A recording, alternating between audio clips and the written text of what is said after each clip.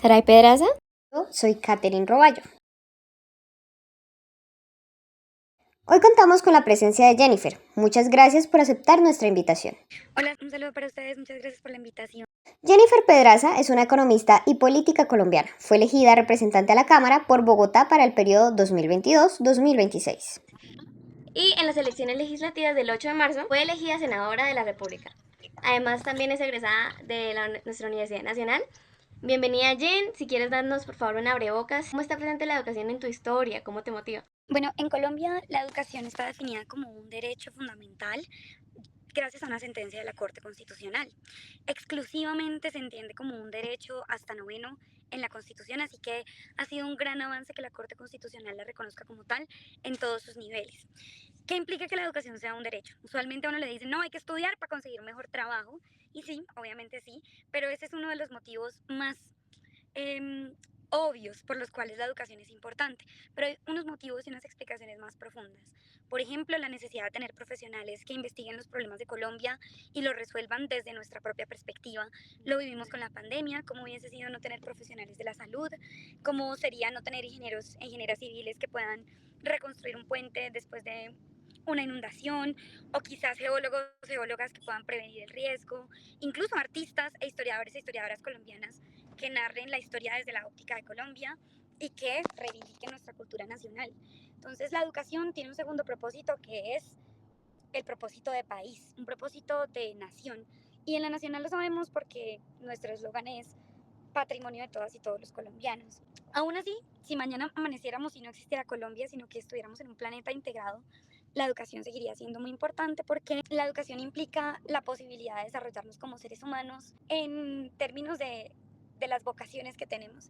Es decir, que ha terminado siendo una forma de realizarnos como seres humanos y de dejar fluir la curiosidad, que es un instinto humano. Entonces, por eso cuando a las personas se les niega la posibilidad de acceder a la educación o de acceder al conocimiento, no solo le estamos quitando la posibilidad de tener un mejor trabajo o de curarme cuando yo me enferme, sino que le estamos negando la posibilidad de desarrollarse plenamente como ser humano. Por eso es que se concibe como un derecho fundamental, y por eso es que es tan clave erradicar las barreras para que la gente permanezca. Y me dijiste que íbamos a hablar sobre educación básica y media. Para mí, ese sigue siendo uno de los principales problemas que tenemos en la educación básica y media, y es que en Colombia solamente es obligatoria la educación hasta noveno, desde transición hasta noveno. Eso ya empieza a crear unas brechas que se reproducen y se amplían en el sentido de que, por ejemplo, si una persona tiene la posibilidad de estudiar jardín A o jardín B o prejardín y jardín antes de transición, eso ya le ubica dentro de una franja de privilegiados. La mayoría de niños y niñas están en hogares de madres comunitarias, que son muy importantes, pero que están enfocados en el cuidado de los menores, no en la educación a través del aprendizaje y de la diversión, como ocurre en la educación inicial formal. Y por otro lado, en el salto de noveno a décimo es donde mayores tasas de deserción reportamos. Es decir, que los jóvenes, ya sea por el reclutamiento forzado de menores, ya sea por las barreras geográficas, por la violencia intrafamiliar, por la obligación de cuidar sobrinos, abuelos, en el caso de las mujeres, o por la obligación de trabajar en el caso de los hombres, pues terminan desertando de la educación. Y esto es tan grave que incluso aquí en Bogotá, casi el 40% de los jóvenes que deberían estar en décimo no están en décimo. Desertaron en el salto de noveno a décimo, y esa para mí es el principal reto que tenemos, entre muchos otros, obviamente, problemas de salud mental, casos de violencia basada en género, colegios sin agua potable, colegios sin luz, ya lo vamos a hablar más adelante, pero pienso que todo eso hace parte del ecosistema de que no se conciba que la educación debería ser obligatoria por lo menos esta vez. Bueno, me interesa mucho cómo te expresas de la educación porque siento que tu trayectoria no es solamente como economista, sino también se nota un tinte muy político dentro de lo que tú hablas, muy de la gente, de quiero hacer algo para cambiar. Y esa es mi siguiente pregunta. ¿Cómo fue que tú empezaste a explorar este mundo de la política? ¿Cómo entraste en el mundo de la política? Pues francamente no fue como que me encantara la política, pero empecé a ver que las grandes decisiones sobre la educación y sobre los temas que me mueven el corazón sí se tomaban en la política. Entonces, las discusiones presupuestales, cuánto presupuesto iba para la universidad, empezó a ser un asunto que me importaba y que me gustara o no, se definía en el Congreso, por decisión de un gobierno, por iniciativa de un gobierno. Entonces, eso fue lo que me pasó. Y a mí personalmente, pues yo crecí en una casa en la que siempre se nos dijo que la educación era lo que se nos iba a heredar. Mijita, yo sé lo que le voy a dar es la educación. Puede parecer bobo, pero al final terminó siendo algo muy importante para mí. Y además, la universidad pública en sí misma. El hecho de que mi papá, por ejemplo, sea egresado de una universidad pública, que es la Universidad Industrial de Santander, y que haya sido profesional gracias a esa posibilidad, trabajando y estudiando al tiempo, pues me hizo a mí sentir, bueno, y también la calidad de las universidades públicas, que yo quería hacer parte de las personas que tenían la posibilidad de acceder a estas universidades. Cuando yo estaba en 11, fue en el 2011, hubo un movimiento estudiantil muy grande en Colombia, que fue la Mesa Amplia Nacional Estudiantil. Fue un paro nacional universitario que se opuso a la reforma a la ley que rige la educación superior, a la ley 30, y ese paro fue para mí increíble, fue la primera vez que salí a marchar. Entonces, cuando paso a la nacional, pues una de mis grandes inspiraciones era llegar a ser parte del movimiento estudiantil.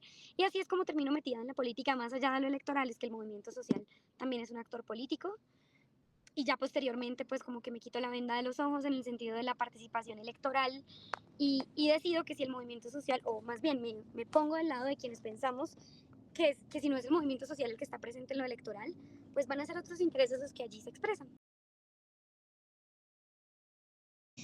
Bueno, esa pregunta tiene dos formas de responderse. Uno, como lo primero que pienso es una ley que tenga que ver con educación básica y media. Yo presenté un acto legislativo, una propuesta de acto legislativo.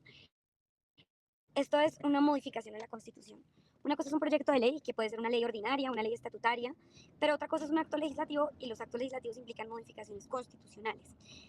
Esta modificación que yo presenté pretende hacer obligatoria la educación inicial y la educación de décimo a 11. Esto es muy importante por lo que te decía, en Colombia no tenemos una educación inicial pública. Esto es demasiado grave porque desde ahí empiezan a desarrollarse las capacidades cognitivas, las capacidades de aprendizaje, entonces empiezan a perpetuarse esas brechas, de ahí en adelante los caminos se bifurcan de las personas que tienen acceso a una educación inicial y quienes no. Y también la obligatoriedad de la educación en décimo y 11. Todo eso iba en un proyecto de acto legislativo que no logré que se aprobara porque el tiempo es mucho más corto cuando se trata de un acto legislativo, pero que pasó por unanimidad en su primer debate. Este proyecto de acto legislativo no es como que si se aprueba mañana ya vamos a tener educación inicial y obligatoriedad en décimo y 11. Un cambio en la Constitución requiere reglamentaciones a través de leyes estatutarias y leyes ordinarias, pero sí sería un gran paso que Colombia diese para hacer obligatoria la educación. Te pongo un ejemplo, cuando nuestros papás estudiaron, usualmente la gente llegaba hasta quinto de primaria, ¿no? Ya, incluso le decían tercero bachillerato, cuarto bachillerato, y la mayoría de gente solamente estudiaba hasta quinto. Con el paso del tiempo, las personas se convirtieron en bachilleres y en general hubo que estudiar hasta noveno porque se hizo obligatoria la educación hasta noveno. ¿Eso qué implica? Que si un papá o una mamá no manda a sus hijos al colegio hasta noveno, pues las autoridades de las comisarías de familia van a tener que estar pendientes de por qué se está violando ese derecho de ese niño o de esa niña, y el Estado tiene que hacer todo para derrumbar las barreras para que esos niños permanezcan en la educación. Eso deja de hacerse una vez el niño o la niña o el adolescente pasa de noveno a décimo. Entonces, ese fue el último proyecto que yo presenté que tiene que ver con educación básica y media, pero te decía que hay dos formas de responder esa pregunta, porque muchos otros proyectos que yo he presentado, la única forma de concretarlos es si los pelados están en décimo y 11 en los colegios. Ejemplo, si queremos prevenir y erradicar el matrimonio infantil, ¿dónde están las niñas y las adolescentes en Colombia? En los colegios. Si ellas desertan, difícilmente vamos a poder llegar a hablar con ellas, a presentarles una posibilidad de construir un proyecto de vida, a ofrecerles una red de apoyo si están siendo víctimas de violencia o víctimas de explotación sexual. Entonces, el colegio no es solamente un lugar en donde los niños y las niñas van a estudiar, sino que termina siendo a veces el único contacto que tiene el Estado colombiano con las niñas y las adolescentes. Entonces, ¿por qué hablo de eso? Porque yo presenté otras leyes, como la prohibición del matrimonio infantil, que se aprobó, como la lucha por la erradicación de la mutilación genital femenina. Todas esas leyes tienen un instrumento muy importante que es el papel del Ministerio de Educación en los colegios. Entonces, si los pelados y las peladas no están ahí, básicamente nos quedamos de brazos cruzados sobre cómo llegarles. Mira que me interesa mucho ese punto que haces porque tienes razón, mientras me estabas explicando, me hacías llegar al punto final que diste, que es, en verdad el Estado no tiene una forma de, bueno, a los chicos les gusta bailar, a los chicos les gusta la música, no a todos, la única forma generalizada de dar alguna garantía para las juventudes colombianas es mediante la educación y pues como Exacto. nos dices hoy en día hay muy pocas garantías dentro de eso.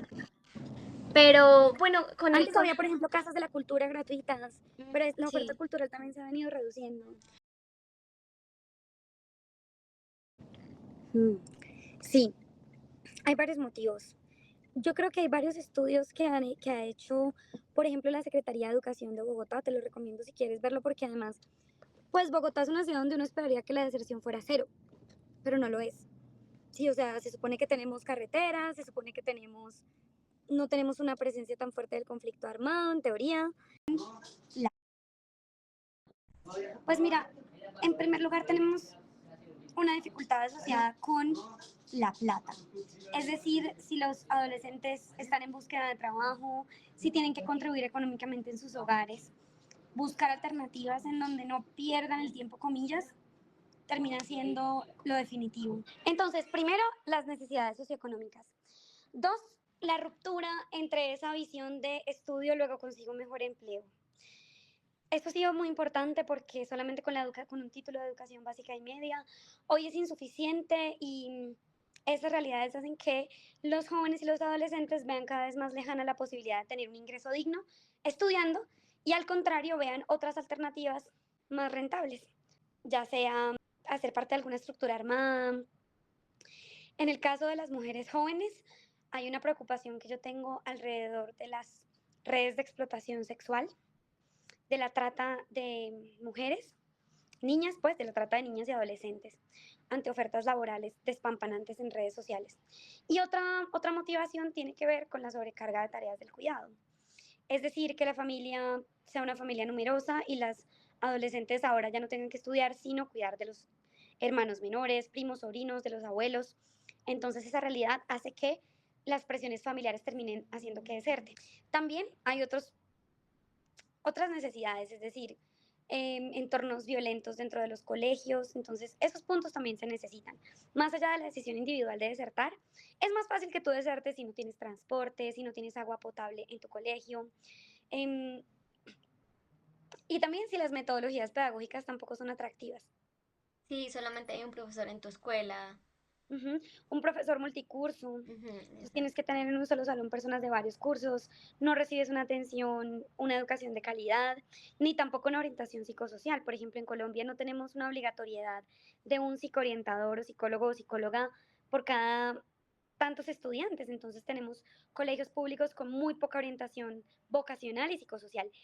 Y lo más irónico de todo esto es que una de las principales motivaciones de deserción en educación superior es que la juventud se da cuenta de que estudió lo que no quería. Entonces, por eso es que la orientación psicosocial y vocacional es tan importante en la educación básica y media. Bueno, eso me lleva a nuestra siguiente pregunta. Te queremos preguntar, ¿cómo se garantiza la calidad de la educación en las aulas para que no se convierta en un asunto de llenar salones, sino de asegurar un aprendizaje real y un pensamiento crítico? Yo pienso que eso, a ver, primero requiere presupuesto. De verdad es importante que en Colombia le asignemos un presupuesto a la apuesta de la educación. Estamos muy desesperados por embutirle a la gente diplomas, por sacar bachilleres en 11 que tengan no solo el título de bachiller, sino el título de técnico y ojalá el de tecnólogo y ciclos propedéuticos, que es esta apuesta porque en 11 los chicos se gradúen ya con títulos de formación técnica y tecnológica por un enfoque netamente de educación para el trabajo.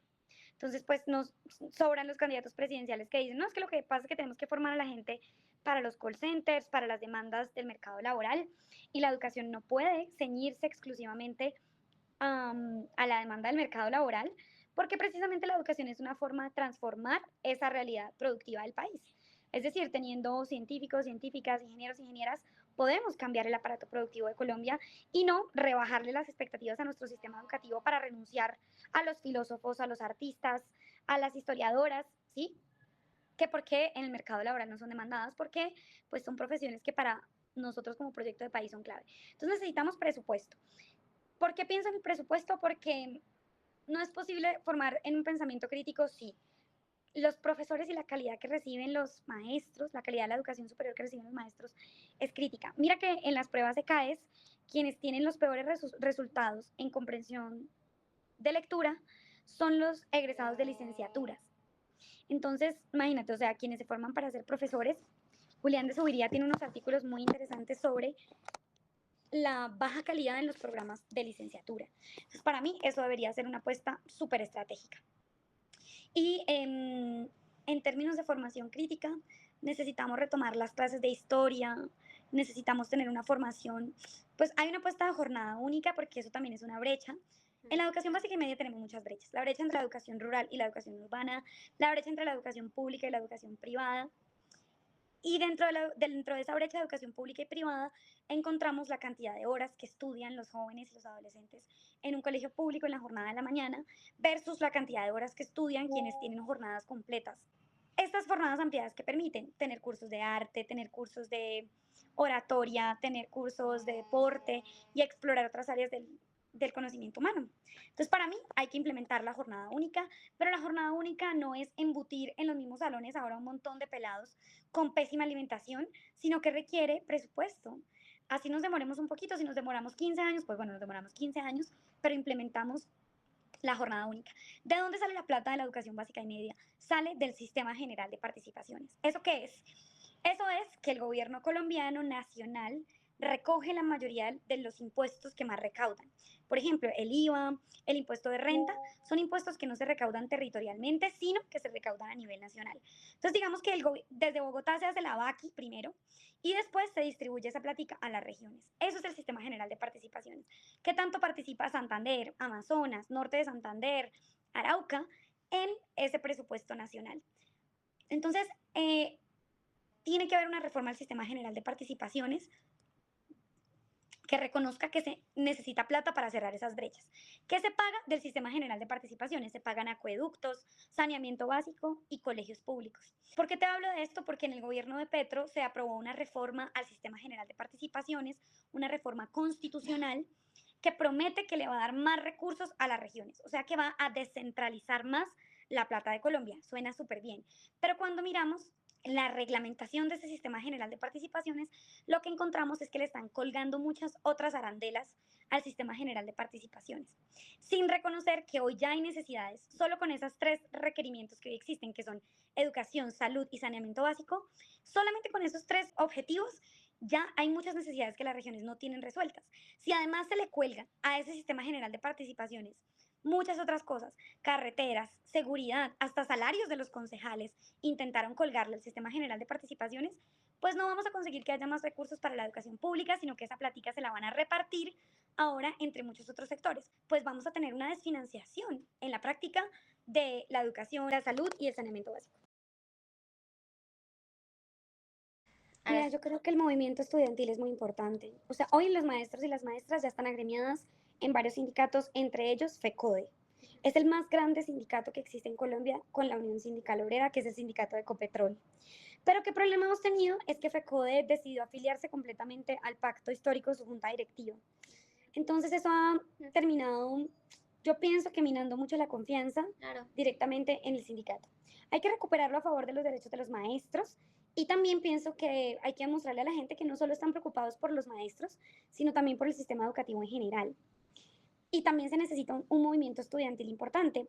Usualmente uno cree que el movimiento estudiantil solamente está en las universidades, pero no es así. Por ejemplo, en Chile, el movimiento estudiantil del 2010 fue el movimiento de los pingüinos. Se conoce así por los uniformes de los estudiantes de la educación básica y media, cuando quisieron reemplazar la educación pública por vouchers educativos. Eso también te lo quiero decir. Eh, Daniel Briceño, los congresistas del Centro Democrático, Paloma Valencia y yo creo que Abelardo de la Espriella insisten en reemplazar la educación pública por un proyecto de bonos escolares. ¿Eso qué significa? Que en vez de garantizarte a ti un colegio público, pues le ponen a las familias una plata en el bolsillo para que ellas elijan en qué colegio privado ponen a estudiar a sus hijos. Esto es crítico porque, por ejemplo, los colegios públicos tienen mandatos sobre el respeto a las diferentes religiones, sobre una educación laica, sobre una educación que no sea discriminatoria. Mientras que en la educación pública, no importa cómo tú te vistes o te peines, se entiende que la educación es un derecho fundamental. Esa interpretación ha venido cambiando, incluso a los colegios privados se les han exigido cesar prácticas discriminatorias, pero pues para mí lo que eso implica es que el Estado colombiano se lave las manos de su responsabilidad de ofrecer educación pública de calidad, además en todo el territorio nacional. Me pregunto cuántos colegios públicos van a ofrecer educación en el Catatumbo. Entonces esos puntos me parecen a mí pues que van a ser parte de la gente y por eso se necesita un movimiento juvenil estudiantil. No, gracias a ustedes por investigar sobre este tema.